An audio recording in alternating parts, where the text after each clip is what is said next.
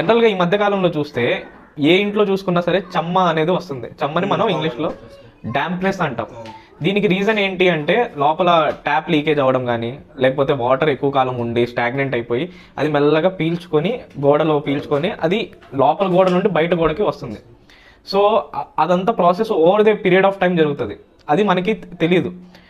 ఇట్లాంటి ప్రాబ్లమ్స్ని మనం ఎక్స్టీరియర్ నుండి వచ్చే ఫోర్స్ని అయితే ఆపగలం, లోపల నుండి వచ్చే ఫోర్స్ని అయితే ఆపలేము.